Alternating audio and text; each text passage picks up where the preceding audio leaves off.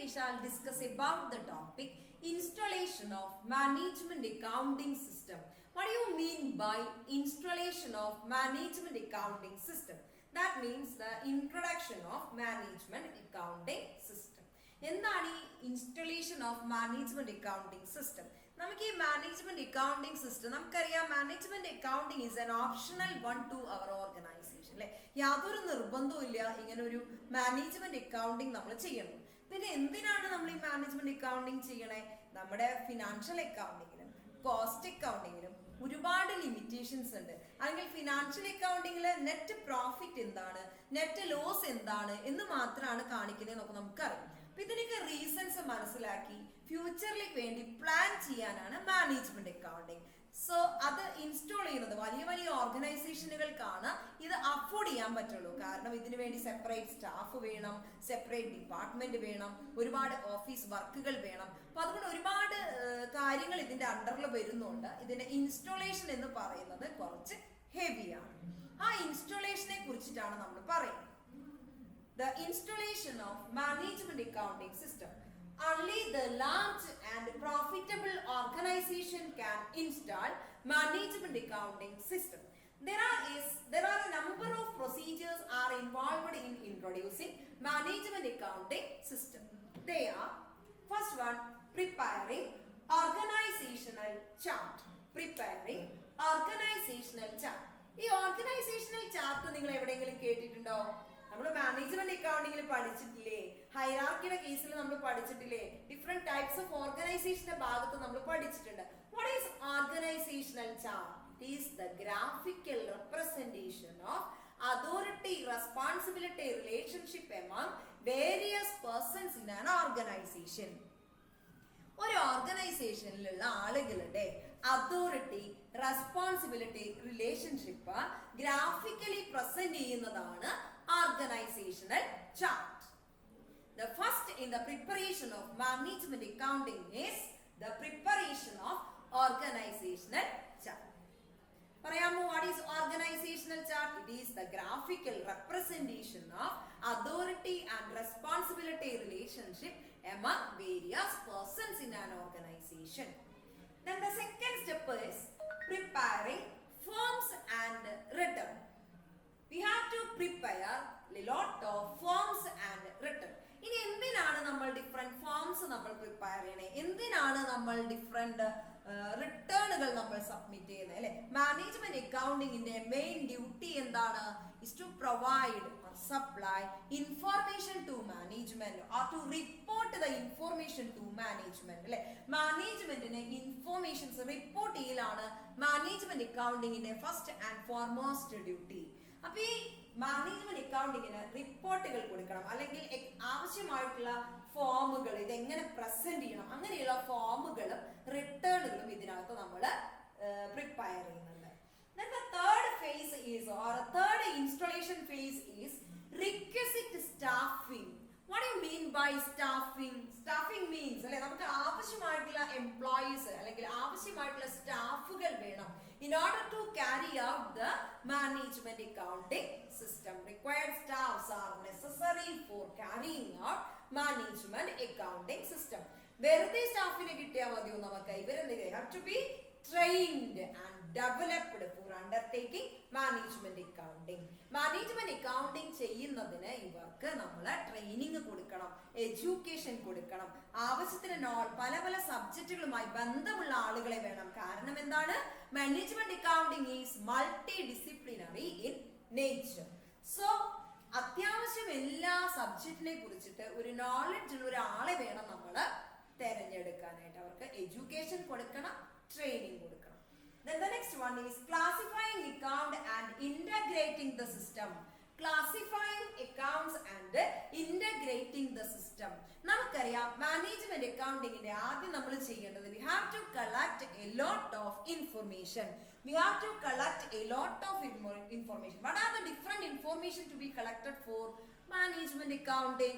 They are financial information and cost information. Financial information and cost information. അതിന് വേണ്ടിയിട്ടാണ് നമ്മൾ classifying account ചെയ്യണേ. Accounts are classified for financial data and cost data. Okay. Then classify ചെയ്തു കഴിഞ്ഞിട്ട് നമ്മൾ എന്ത് ചെയ്യുന്നു? Integrate ചെയ്യുന്നു. Integrating the system. Cost and financial data are integrated for discharging managerial functions. Managerial function discharge ചെയ്യുന്നതിന് വേണ്ടിയിട്ട് ഈ കോസ്റ്റ് ഡാറ്റയെയും ഫിനാൻഷ്യൽ ഡാറ്റയെയും നമ്മൾ ഇന്റഗ്രേറ്റ് ചെയ്യുന്നു. Then the next one is introducing standard costing. Introducing standard costing. What do you mean by standard costing? You have already learned about standard costing in your cost accounting. What do you mean by standard costing? Standard costing means setting standard for the performance and recording the actual performance and then compare the actual performance with the standard performance in order to find out if there is any variation. We can take corrective action. അപ്പോൾ standard കോസ്റ്റിംഗിൽ നമ്മൾ ചെയ്യുന്നത് ആദ്യം നമ്മുടെ പെർഫോമൻസിന് നമ്മൾ ഒരു standard fix ചെയ്യുന്നു അല്ലേ. Standard fix ചെയ്ത് വെക്കുകയാണ്. പെർഫോമൻസ് സ്റ്റാൻഡേർഡ് നമ്മൾ ഫിക്സ് ചെയ്ത് വെച്ചു. ഇപ്പൊ 100 നമ്മുടെ സ്റ്റാൻഡേർഡ്. 100 പെർഫോമൻസിന്റെ സ്റ്റാൻഡേർഡ് 100 ആണ്. ദെൻ നമ്മൾ ആക്ച്വൽ പെർഫോമൻസ് ചെയ്യും. അപ്പൊ നമ്മുടെ പെർഫോമൻസ് അപ് ടു 90 ആണെന്ന് വിചാരിക്കാം. അതാണ് നമ്മുടെ ആക്ച്വൽ പെർഫോമൻസ്. നമ്മൾ ഈ ആക്ച്വൽ പെർഫോമൻസ് നമ്മൾ എന്ത് ചെയ്യുന്നു? 100 ആണ് സ്റ്റാൻഡേർഡ് പെർഫോമൻസ്. ആക്ച്വൽ പെർഫോമൻസും സ്റ്റാൻഡേർഡ് പെർഫോമൻസും തമ്മിൽ നമ്മൾ കമ്പയർ ചെയ്യുന്നു. കമ്പയർ ചെയ്യുമ്പോൾ ഡീവിയേഷൻ ഉണ്ടോ? ഉണ്ട് അല്ലെ. 10 കുറവാണ് അല്ലെ. നമ്മുടെ ആക്ച്വൽ പെർഫോമൻസിൽ നമ്മൾ പ്രതീക്ഷിച്ച അത്രയും തന്നെ എത്തിയിട്ടില്ല. Then find the causes, deviations. എത്രയാണ് deviation? What are the causes of such deviation? അങ്ങനെയുള്ള ഡീവിയേഷന്റെ കാരണങ്ങൾ എന്താണ്? ഇങ്ങനെയൊക്കെ ചെയ്യുന്ന ഒരു സിസ്റ്റമാണ് സ്റ്റാൻഡേർഡ് കോസ്റ്റിംഗ്. കൺട്രോളിംഗ് ടെക്നിക് ആണ് സ്റ്റാൻഡേർഡ് കോസ്റ്റിംഗ്. അപ്പോൾ ഇത്രയും മാത്രം നമുക്ക് ഇവിടെ മനസ്സിലാക്കിയാൽ മതി സ്റ്റാൻഡേർഡ് കോസ്റ്റിംഗിനെ കുറിച്ചിട്ട്.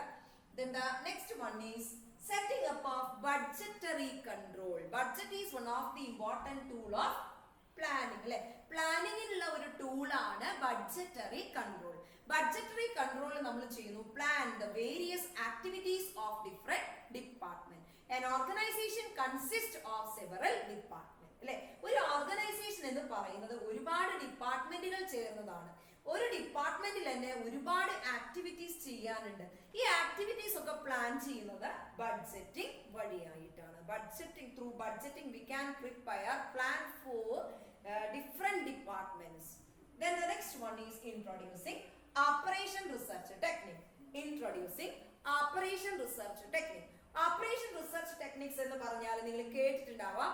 ലീനിയർ പ്രോഗ്രാമിംഗ്, അതുപോലെ തന്നെ അസൈൻമെന്റ് പ്രോബ്ലം, ട്രാൻസ്പോർട്ടേഷൻ പ്രോബ്ലം, അതുപോലെ തന്നെ ഗെയിം തിയറി, സിമുലേഷൻ, ഇങ്ങനെയുള്ള ഓപ്പറേഷൻ റിസർച്ച് ടെക്നിക്കുകളുണ്ട്. ഇവിടെ നമ്മൾ പേരുകൾ മാത്രം അറിഞ്ഞിരുന്നാൽ മതി. ഒരു പ്രോബ്ലം സോൾവ് ചെയ്യാനുള്ള ടെക്നിക്കുകളാണ് ഈ പറയുന്ന linear programming, assignment problem, transportation problem, ഇങ്ങനെയുള്ള ഗെയിം തിയറി, ക്യൂയിങ് തിയറി, ഇങ്ങനെയുള്ള തിയറികളാണ് ഓപ്പറേഷൻ റിസർച്ചിലുള്ളത്. ഇവിടെ പേര് മാത്രം മതി നമുക്ക്. ഇതിന്റെ എക്സ്പ്ലനേഷൻ ഒന്നും ആവശ്യമില്ല.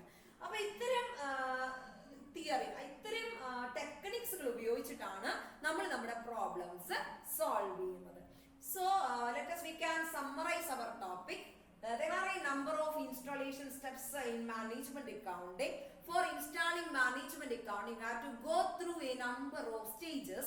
They are, first one, preparing organizational chart. Organization chart or manual is the graphical presentation of authority and responsibility among various persons in an organization. Then the second one, preparing forms and returns. Management accounting involves the preparation of various forms and return for presenting the information to management. Then the third one is requisite staff. A number of staffs are required for the preparation of management accounting. The requisite staff will be trained and educated to carry out the management accounting activity. Then the next one, classify account and integrating the system. We have to collect a lot of data such as financial data, cost data. They are classified as different account and integrate these into for decision making, planning and controlling purposes.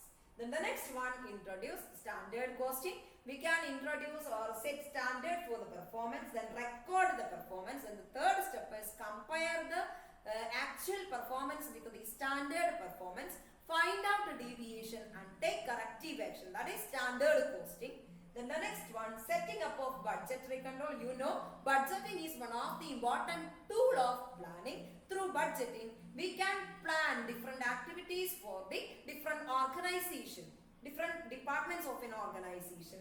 Then the next one is introducing operation research. We can solve many problems by using operation research techniques like linear programming, transportation problem, assignment problem, queuing theory, game theory and so on.